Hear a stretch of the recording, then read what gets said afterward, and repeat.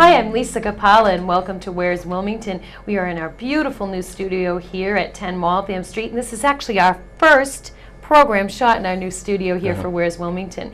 And today I am so excited. I have Gerry Rooney with me. Gerry, nice to meet you. My pleasure. He is going to talk to us about this fabulous new book that he's written that talks a little bit about traveling and the life philosophy of traveling. So we're going to get right into this book, Gerry. Sure. First of all, tell me a little bit about your personal history. I know you're a Wilmington boy, so to speak. Right. Yeah. So let's talk a little bit about the history of you and Wilmington before we talk about how this Sure. book came about. Yeah, well, I was brought up in Wilmington in the Silver Lake section. Excellent, that's further where I north. live, down Yeah, there. That's right. Yeah, we practically lived in Silver Lake when we were kids. We went to school all the way through in Wilmington High School. And then when I got my bachelor's degree from UMass Amherst, I came back and was a substitute teacher at Wilmington High School on several different occasions, including when I finished my military service in 5 years and then came back was a substitute teacher before I left on this traveling. So I left from Wilmington and returned to Wilmington in terms of that book that I just wrote. Yeah. And I'm sure there were quite a few changes in between the time that Oh you my God. were here and left. Yeah, so the high school, for example, was only half of the building that we have right now. Wow. Yeah, there was right at the front door to the left. That was the old high school. Amazing. So this book, Hello Brother, it's called. This is the world from a motor scooter, 1964 to 1967. Interesting climate as far as culture in the 60s and what was going on. But I'd like to talk a little bit about what made you decide to go on this motor scooter trip and actually why you decided to do a motor scooter. Okay. Well, the original motivation, I think, came from Uncle Sam. I was 5 years in the military in SAC, Strategic Air Command. Okay. Flying in B-52 bombers out of Bangor, Maine, Dow Air Force Base.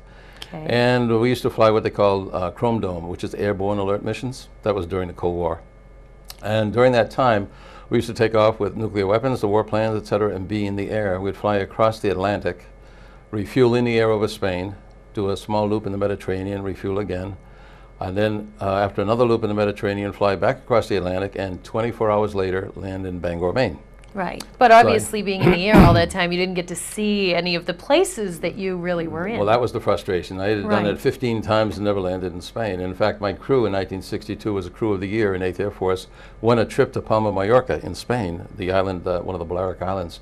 And they postponed it, and we never got it. So I decided when I get out, I'm going to get on the ground and see a bit of Europe, at least Europe initially, I thought. Okay. Yeah. Now, was this a new concept for your family? Are your family all travel-oriented people, or were you really the first one to say, you know, I'm going to reach out and really see what the world has to offer? I think probably in those terms, I was probably the first one that said, because first of all, I was at a prime, opportune time in life. I had finished my bachelor's degree, just finished military, and I was unattached. Right. So I was able then to plan for whatever I decided to do along that way. And I wanted to see some other cultures of the world, and I thought that's the way to do it, get on the ground and take a look. Okay. Now, where did you go? I know 31 countries is what the back of the book tells us here. Where did you actually go? I started by flying to London, out of Boston, and in London I bought a 3-speed bicycle. And that's how I started. I did about 1,200 miles on the bicycle in England, Wales, and Southern Ireland. And in the Midlands of Ireland, I visited my pen pal on an Irish farm, and while I was there for 5 weeks, I sold the bicycle and bought a motor scooter, because I didn't intend really to go around the world on a bicycle. Right. I'd still be traveling probably. Right, at that right. rate. It would certainly take So a I long decided time. I need some kind of motorized transportation, but I had so much baggage with me, including my guitar, which is my companion all the time, that I decided I'd have to get something motorized, but something that would take the baggage as well. So just coincidentally, there was a motor scooter for sale in town, and I went and bought it, and from there I left their door on the motor scooter with the very Catholic mother sprinkling it with holy water on the way out the driveway. It's Ireland, right? So that's Ireland. Yeah, and then and started from there, and from there I went the rest of the way around the world on that scooter, which coincidentally is in my garage in the Cushnet where I live right now. Same scooter. So you didn't pre-map out your journey? No. Did you just have a rough idea in your mind of what you wanted to see? Yes, I had a general direction I wanted to go, but I got so far behind in different things, so it changed my route quite a bit. For example, I drove over the Swiss Alps on December 2nd in a snowstorm on that scooter. So I decided at that point I got to go south quickly. So I headed directly down to Spain, and I went to Palma, Mallorca, and spent 4 months there, working in a nightclub and so forth, and getting money to travel later. And then in the spring I left and continued. So Now, had you planned on making this a 2-year journey, or 3 years really? I thought it might be 8 months to a year initially, but as time went on, I just lost track of time and decided I really wanted to commit myself to going around the world, whatever that took. Wow. Yeah. If you had it to do over again, do you think you would sit down with a map and plan it out a little better, or do you really feel that the journey led you itself and that was a better approach? Yeah, that really happened, because in some cases I had intention of going to certain countries, but either the travel arrangements or the political situation or something at a time prevented me from going there. So I said, okay, instead I'll go X or Y or Z. And given that I was alone, I was able to make those decisions real quickly. Yeah. Right. Tell me a little bit, this is a time of year when folks think about taking vacations or traveling, or kids are graduating and they're thinking about maybe touring Europe. Tell me about some of the tips that you learned, things that you learned that you would like to pass on. I know the climate politically and so forth is different now than it was then, but some tips that you could pass on to us that you learned looking back that you said, gee, if I had it to do again, I'd do it a little differently. Yeah. One of the things that happened almost by coincidence was that I had a military buddy who was going to go with me before we got out of the military. And he got out 3 or 4 months before me, went home to Texas, and we were planning to go together. But turned out in the long run it was better that I went alone, because he decided now he had an engineering degree as I did and got a good job and was kind of locked in. Right. So he decided not to go, and I ended up going myself, which, if you're independently minded enough, like I'm a strong-headed Leo, by the way, so, then you go on yourself, and that ended up being one of the best things that happened in my whole journey, because traveling alone, I got to learn much more than I would otherwise. If, for example, you and I are having breakfast in a Greek taverna, great, and let's go. And we're chatting, but we're chatting in English, and we're sort of like in a bubble, because people are they're going to be reluctant to approach us. But if I'm sitting there by myself and people have come in to see my scooter out there with all the baggage and guitar and everything else, and walk by and smile, and I say, Kalimera tikanes, good morning, how are you? They say, you speak Greek? I say, yeah, a little bit. I said, Pupastora, where are you going with all this? Well, now they got to sit down and have a cup of coffee with me and so forth. And not unusually, they would say, gee, my kids are coming home from school in 20 minutes. Could you hang around? They'd love to hear about your travels. So now the kids come, you can't hang around there, so now you're in the house. Mother's making dinner pretty soon, and you get involved with the family. And that's the secret to learning about the world cultures, because the family is the basic building block of any society. Interesting. So really, when you're by yourself, it's kind of a sink or swim. Yeah. You have to use, verbal communication as much as you can, but gesturing and the universal smile and all of those things. And the most universal language of the whole world, music. Right. I brought my guitar, and if you couldn't communicate verbally with people, sit down and play a few tunes, and you got immediate friends all over.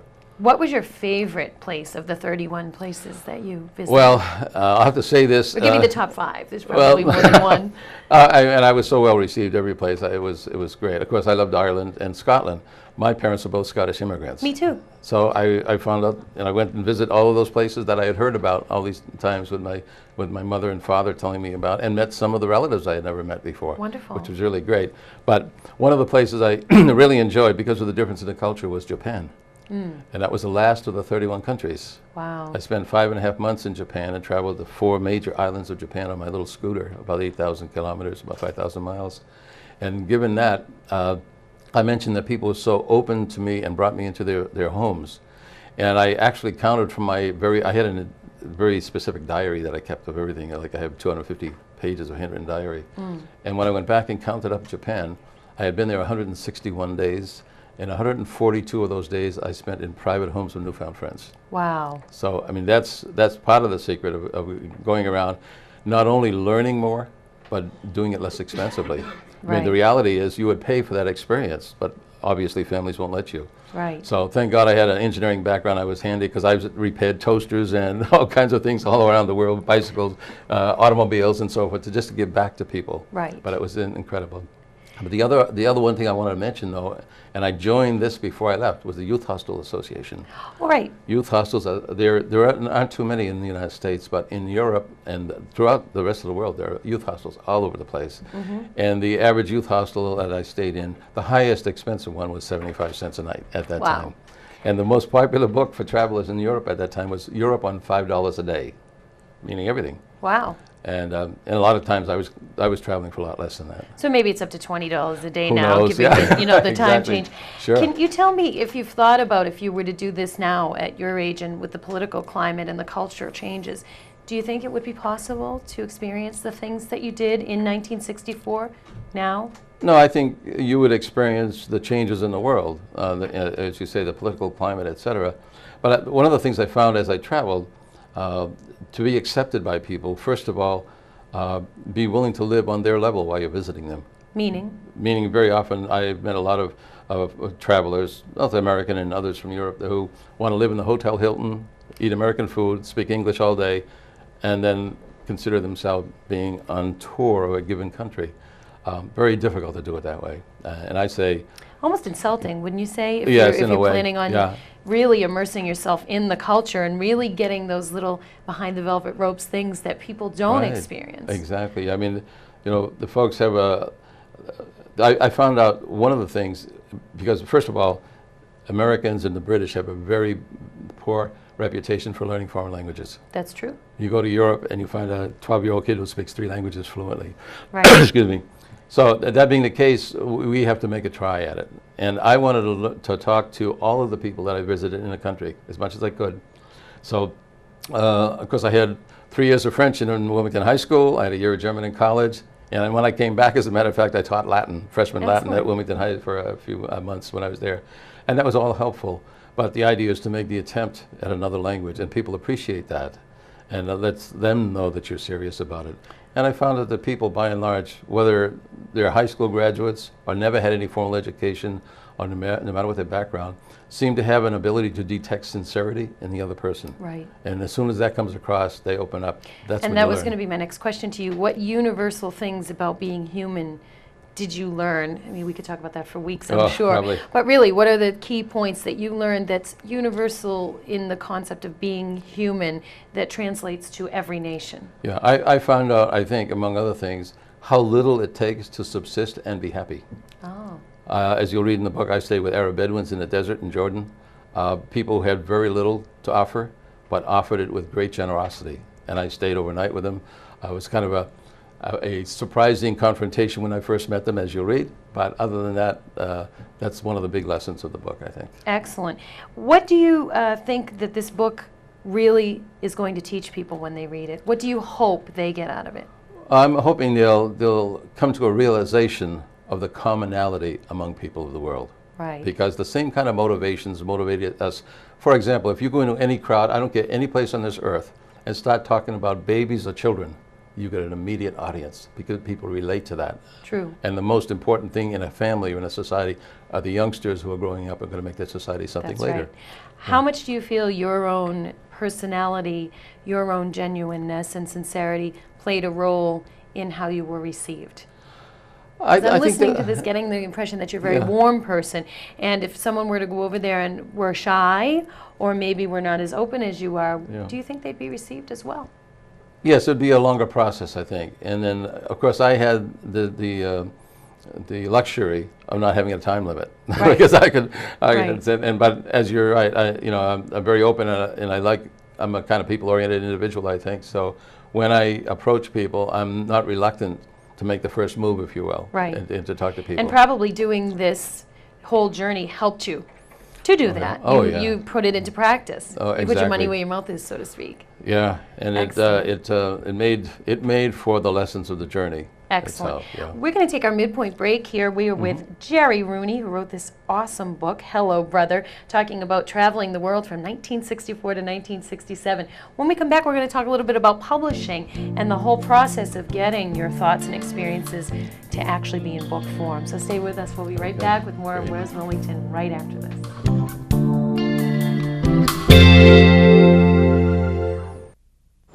This is Ted. Hey, Pete. This is his wife, Ann. Ted just turned 50. He now has a much higher risk of getting colon cancer. Ann wants him to visit his doctor to get checked, like she did. She won't get off Ted's back until he does. Very nice people. We want to make You sure go, that we Ann. have that 30%. If you're 50 or older, talk to your doctor about getting tested for colon cancer. For a free information kit, call 800-ACS-2345. This is the American Cancer Society. Hello, I'm Kiara Marcoggio from Girl Scout Troop 799, and you're watching WCTV Wilmington Community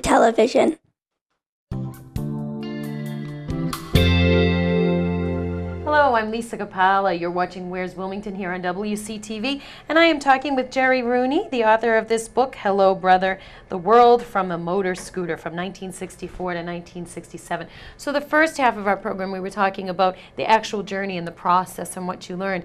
Now I'd like to talk about how you took all of that and got it all on paper. Well, yeah. Yes. It actually goes back to the journey itself because, as I mentioned earlier, I think my background is in engineering, so I sort of think very diagrammatically and so forth. So as I traveled, I used to keep a small notebook in my pocket. And then when I observed things, cultures or the photos I took and things like that, I'd jot them down. And then as I was traveling and stayed in hostels very often, especially on the bicycle, I would decide if a rainy day, maybe I'd spend an extra day in that location, Right. during which time I would take a large tablet and amplify everything I had in my notes to write them out in detail. And then I would take 10 or 12 sheets and send them home in a letter to Wilmington. Now, as you were doing this, were you thinking someday this might be a book, or were you Absolutely, just, you were? yeah. Okay. At least to document it for my family. Right. So, you know, and then when I got home, I had to look around and find all of these, and they were all there. 250 handwritten pages of diary Wow. with about 800 colored slides that I took Excellent. along the way. So with those, I started many years ago to actually write. And in fact, I took a correspondence course with the famous writers' school from Westport, Connecticut, just to get into the habit of writing. And then, of course, I got married and had children and had to make a living and so forth. And And so got so this busy, went on the and that went back on and burner. on, and that went on the back burner. So Right. I retired in 2001, and since that time, I decided I was going to set some time aside Okay. and actually make it happen. And Okay. so eventually I was able then to finish the manuscript. And during the time I was looking around for self-publishing, which is very Right, popular now. Right. Tell me a little bit about the writing process for you. Did you do an outline and decide what you wanted to cover, or did you just consciously stream it out? How did your actual process work? Yeah, I know well- everybody does it a little differently. Oh, sure. Of course, in my case, it's easy because it's a chronological kind of following of the trip itself. So I could take my diary, reread that, take some notes from it, and hit those points as I went. Use those as functioning points or focusing points as I went. And then as I got to like a new country maybe, I would then read the next section, take a look at some of my slides, kind of recall the atmosphere, and then go on from there. What was it like for you reliving the journey from, you know, I don't know what age you were in 1964, but you I was obviously you've aged a 28. little. Okay, so you were 28 then, Yeah. you're 29 now, right? Yeah, exactly. So looking back on how you felt at that age, do you see a difference in your idealism or the way you viewed things between now and then? Yeah, I think I do see a difference from when I started that until now, and a lot of it it's a result of life experiences. Right. And because when I came back from that trip, I ended up moving to New Bedford and working with poor children from multilingual families and so forth, and later worked with in an administration of programs that had to do with poor people or folks that needed some kind of trade to sell in a job market. And then in the last 18 years of my public administration, I worked as the director of a handicap center for mentally retarded individuals where they do work for industry and get Right. paid for it and all that. So that was my last 18 years, all of which is kind of off base when you think I have a degree in chemical engineering. Right. So one of my good friends down there, when I was relating that to her, mentioned that she said, I think you found your chemistry with people. Oh, And that's interesting. That's an probably interesting right. way to look Yeah, at it. yeah. So once you got everything into a manuscript, Mm-hmm.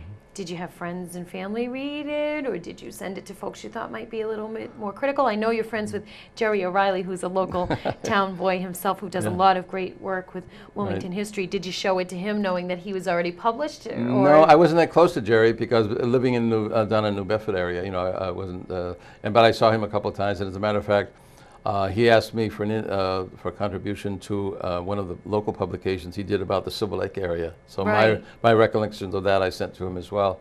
But no, I had my daughter read part of this, my son at different times, different parts of it, Right. just to get a feel for it. But then when it came closer to publishing time, I had a friend who is an author in New Bedford, and he offered to and proofread how it for me. scary was that for you?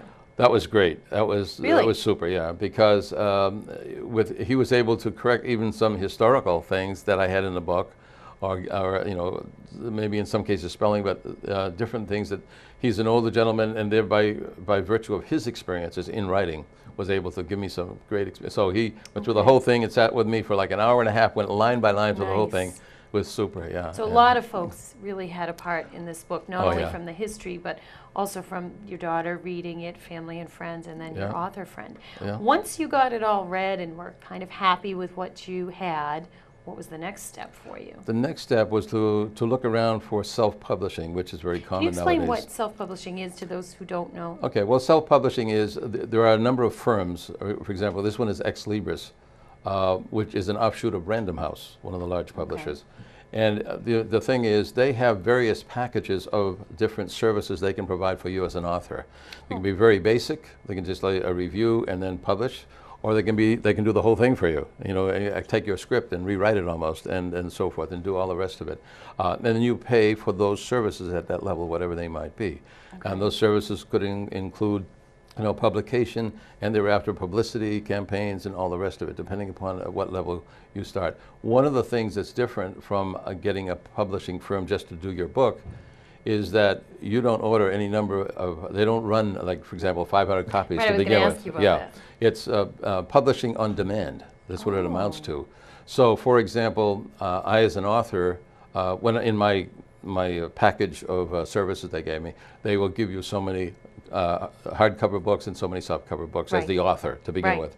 But then you want to have a bunch to give to people or sell or Right. whatever. So then you make your own order at a great discount, and then you can then resell the books yourself. But whatever you get is what you order. And so you don't have to have a living room full of boxes of books to Right, sell, as one of my right, author right. friends had before. Giving them away for Christmas gifts and birthdays. Exactly, and so trying to much. get rid of them all. Yeah. How did you feel the first time you actually picked it up and physically held it in your hands? Really, It's what was almost that like? unbelievable, yeah. And you know, myself and my wife and others just able to look at it, and in fact, I've got to say that she was the one that picked that photo out that went on the front. It's My very wife nice. did, yeah. It came from a publication in Melbourne, Australia, as I had just arrived at a friend's home there. So. I mean, it's quite an It was- accomplishment. It's a legacy to leave to your family, also for Yes. all of us to look at. But it's quite an accomplishment to really see your thoughts on the printed page and to know that it will be here forever, or at least as long as Right. paper lasts until we do something And my two else. grandchildren both have autographed copies, and one of them is already taken to the school for show and tell. Excellent, excellent. Now, I know that you're going to be doing a book signing. Let's talk a little bit about that and how Okay. folks can purchase the book if they're interested. Sure. The book signing will be at the Whistle Stop, which is the small store that's in the center That's of town. Steve Bjorg in Wilmington, right That's up by right, the next to train Big Joe's. station. Yep. Exactly, and Steve Bjorg. And we're going to be doing it on Thursday, July 9th, from 3 o'clock to 7 o'clock. And Okay. we'll be there signing the books and so forth for people. Some people have already bought the books and were wondering when I was coming to the area, so Wonderful. that's the time when they I'm can glad get you down could and come get and them share signed. this with us today too. And What a I'm really pleasure. glad that you made it through your journey and that you were able to put it in this form for us to take a look at. And I might just mention, if I can, that Please Hello do. Brother is actually the name of a poem I wrote when I was in Tokyo, waiting to get a job on a ship to come back. And I was trying to summarize all of what I thought about those 3.5 years with all these people throughout the world. So I sat down and I wrote a poem, which is in the back of the book. That's called Hello Brother. And then from that, I took that. And what is technique the to gist of the poem? What were you trying to convey?